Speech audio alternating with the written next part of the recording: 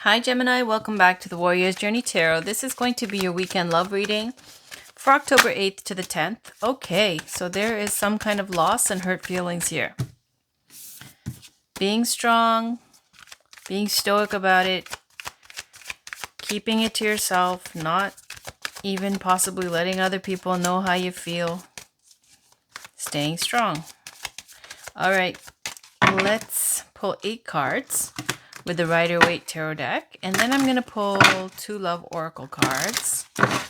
And then I'm going to pull the last card, which is a Gateway Oracle card by Denise Lynn. All right, another card hopped out. Something's ended. So this is the Three of Swords, indicates an ending, a breakup, a loss, heartbreak, disappointment, feeling bad. Now we have these 2 cards, which is Nightmare card, Nine of Swords. Upset. Okay, you're upset over the end of something. Feeling sad, worried about possibly all the chatter, what people are saying, what they think, back talk, judgment, all that stuff.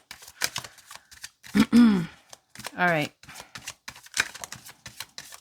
Because the Nine of Swords indicates like bad sleep, nightmares,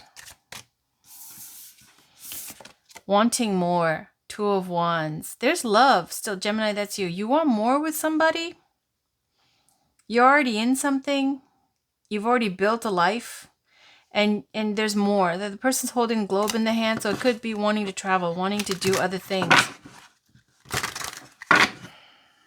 Devil card on the bottom. All right, Gemini. Let's cut the deck.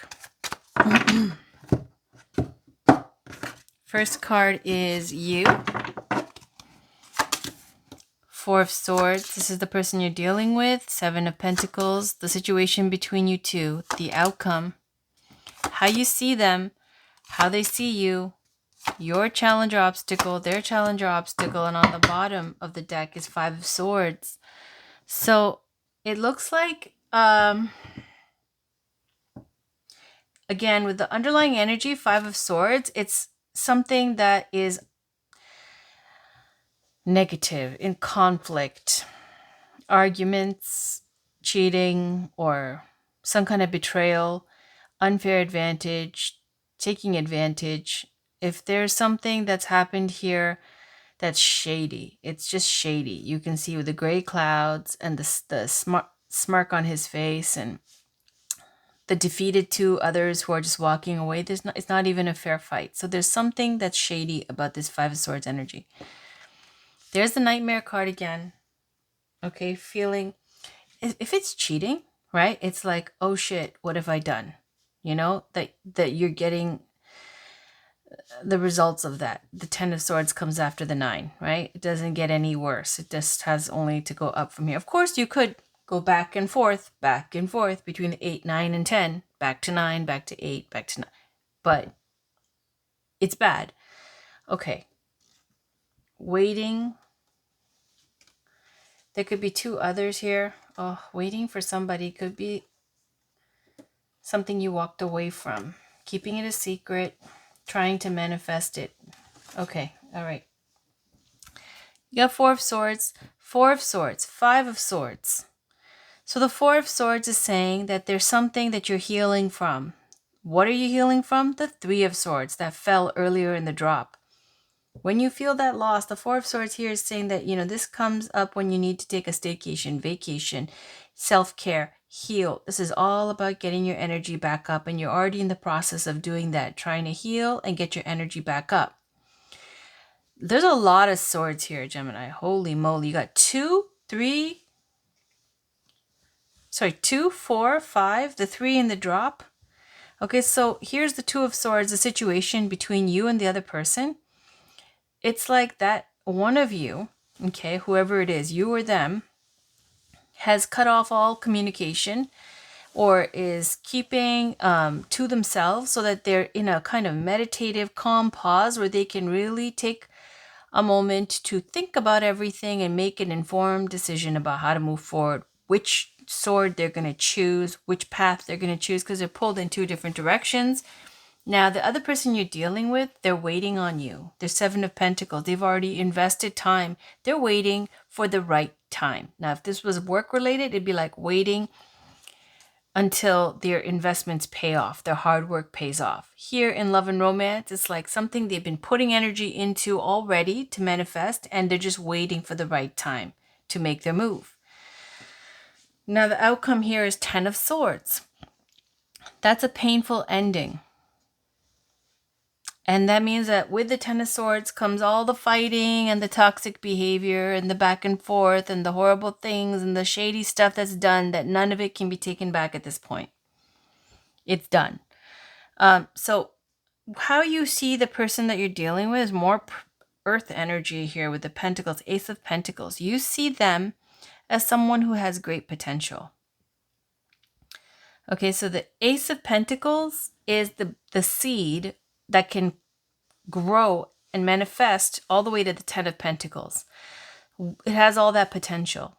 The Ten of Pentacles is tradition, wealth, legacy, culture, a happy home, a last name that holds weight, all that kind of stuff. And so you see them as somebody who is the Ace of Pentacles. You see them as somebody who has all that potential. You see the potential. They see you as the Judgment card. So they think that you've realized something. They see you as somebody who has possibly come back into the picture after a realization, the light bulb goes off, and, it's like you became woke all of a sudden to who they are. Now, your challenge or obstacle is the Ace of Wands, and that could go either way. It could either be that, you're very uninspired about life, or, you've lost your mojo, you feel blah, you don't really feel like life is all that interesting, perhaps, or it could be, issues in the bedroom kind of thing, or it could be the opposite, which is way too much mojo, where you just cannot be faithful to one person, or you want more because you got the Two of Wands. Maybe you just want more. Okay, so their challenge or obstacle is the Queen of Cups. The Queen of Cups can be somebody who's a water sign, Cancer, Scorpio, Pisces. As a person, this is an older woman who is very wise with her emotions. She is loving, compassionate, empathetic, spiritual, deep feeling, healing, artistic, and has all those lovely qualities. So it's very intuitive and very psychic. And they are open and receptive to love. They don't deny their feelings and so on. But the challenge or obstacle here for them, it's in the challenge or obstacle position. So, they might have deep feelings of resentment towards you. They might be, if it's negatively aspected, the Queen of Cups, lower polarity, it could be somebody who has depression issues, moody,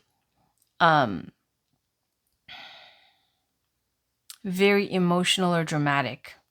Okay, so let's just see where this goes. We've got Amira's Love Oracle. Can we get a card for Gemini, Sun, Moon, Rising, and Venus for October 8th to the 10th weekend? What do they need to know? What do they need to know? One thing for certain, Gemini, even with the drops, with the Three of Swords, which I said is like an ending, and then the Death card, and Nine of Swords, Ten of Swords, definitely getting an energy of some kind of decision that's made to separate, break up, or a fight, or a conversation. It might be temporary breakup. It might be a forever breakup. Let's see. Can we get a card, please, for Gemini? Sun, Moon, Rising, and Venus for October 8th to the 10th. What does Gemini need to know? What does Gemini need to know? What does Gemini need to know? Okay. So there's union and gossip. as I was saying with the Nine of Swords, like what have I done, and people talking and all these opinions, and worried about what people will think with what happens. There is gossip. And it looks like this is something regarding a union, could be a marriage. Okay, if it's stepping out on a marriage, like everybody talking about that, and that, affecting things even worse. Let's see. I'm going to pull Romance Angels. Get another Love Oracle card in here. Can we get another card for Gemini, Sun, Moon, Rising, and Venus for October 8th to the 10th weekend, please? What does there we go. Children are involved.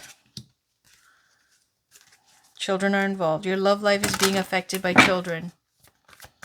Your love life is being affected by children. So there's kids involved.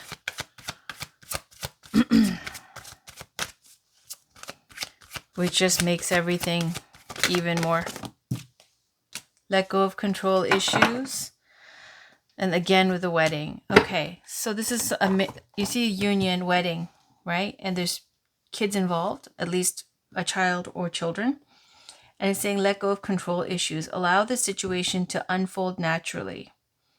Don't try to outline how everything has to be. Otherwise, you think it's not good enough or not acceptable for you, and then you want more. It's saying, let everybody be free to be who they are, to do what they're doing, and to be themselves. And here it's saying with the wedding card, if you're single and you're wondering, am I ever going to get married? It's saying this is an affirmation saying, yes, you're going to get married. There's marriage in the cards for you. If you are single and you never want to get married, it's saying it's because your parents' marriage is the reason why that you feel like that about marriage. And if you are married, it's saying that this could end up as a separation. Okay, so definitely, let me read let go of control issues, because there's the little, ray of hope. It's saying, the romance angels have heard your prayers about your love life. Now it's up to you to allow their help to manifest by stepping out of their way. By trying to control other people or external circumstances, you'll only frustrate yourself and slow down your answered prayer. There are plenty of times in life that call for you to take charge, but this isn't one of them. Of course, it's fine to have your preferences, practice visualizations, and hold intentions. Definitely ask the angels for your desires. This card is a reminder, however, that your prayer may be answered differently from what you had in mind. Be open to all possibilities and trust in the divine's infinite wisdom and compassionate love. Control issues are based upon fears that others, including God, won't live up to your expectations. This is called outlining, where you hand the universe a script of how you want it and everyone to behave. Outlining could cause you to overlook an even more beautiful way in which your prayers may be answered. So please call upon the romance angels to elevate your levels of trust so that you can enjoy the creative avenues by which true love comes to you. So it is saying that you do have true love. It's just, I feel like it's saying you don't see it. Whatever you have with your family, with your children, with your marriage, it's saying you don't see it, and that you think you need more, or that there's something else out there that's better, or like the grass is greener somewhere else. There's a lot of people talking as well, other people involved, children involved. And like I said, with the Five of Swords, this is taking advantage of a situation, feeling regrets with the Nine of Swords. Three of Wands is like, looking out, and that goes beyond wanting more, right? This is when you get the idea. Two of Wands is when you start making a little bit of moves towards that. Three of Wands is when there's two ships coming in, and, you're looking at, it could indicate long distance, someone who's far from you, or waiting to hear news back from somebody. And then there's the King of Pentacles. Could be a Taurus, Virgo, Capricorn, something with unfinished business, walking away. This could be a Virgo with the High Priestess. This could be Virgo with a Magician. Ten of Wands, Page of Swords, and it goes on. Anyways, all I can tell you for certain is that, of course, it's saying that this is to do with a union, wedding, marriage. For those of you who aren't married, okay, it's saying that don't worry, you will get married. There will be a wedding, and this could be that, trying to have children, wanting to have kids. But I really, to be honest, it looks like it's about somebody who's married and who stepped out or tried to step out, regrets it. And now there's the Two of Swords here. Like, how are you going to move forward? What's going to happen next? What are you going to choose? And the other person's waiting for you to choose. And the outcome here is the end of this toxic cycle, which is good. And with let go of control issues is saying stop trying to control everybody and don't try to control how your blessings come to you in life, in love. And that you might not be seeing how blessed you are. All right, so this is Gateway Oracle Cards by Denise Lynn. Can we get a card, please, for Gemini? The last card for today. Can we get a card for Gemini, Sun, Moon, Rising, and Venus? For October 8th to the 10th weekend, can we get a card for Gemini? What does Gemini need to know, please? Thank you so much. There we go. Hearing messages from Spirit. I'm a clear channel for messages from Spirit. So, there's little signs. There's a feather here, flowers, a butterfly. It's saying that you're already getting an intuitive nudge. Trust your gut. Trust your intuition. Launching a journey. Any other messages? Any other messages for Gemini? Any other messages for Gemini? Planting seeds, being in the flow. So seeds of grace are being planted in the fertile soil of my soul. It's saying you have the opportunity now to plant these seeds, and it's going to reap wonderful, good karmic benefits very quickly. It's saying you already know there's different ways to do things, plant these seeds to manifest, help, good karma, to be of service to others. And you know that you can do this, and it'll happen really quickly, and that you're really good at it, and that you should do that because it will manifest good karma very, very quickly for you. Planting seeds of grace. And being in the flow, I am in the flow of the universe. So to, go with the flow, not to go against the flow of what you're doing right now in your life, how it's going. Don't fight it, because this resistance and trying to do other things is causing conflict. That's how I feel it's about. Okay, so that is your reading, Gemini. That was the last cards. I'll be back with your week's readings after this weekend. Thanks for watching. Have a wonderful weekend. Take care. Bye for now.